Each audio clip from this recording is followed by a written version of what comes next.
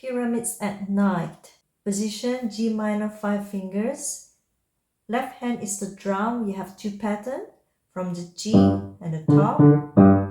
The second pattern is start from the A on the space.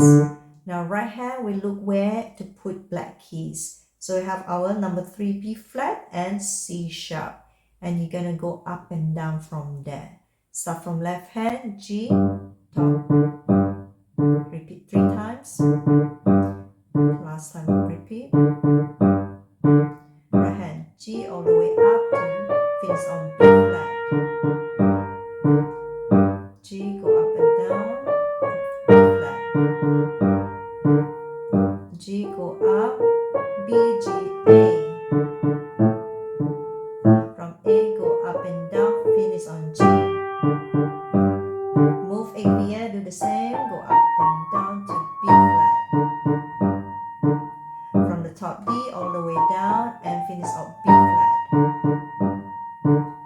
From G, go up to B, G, A.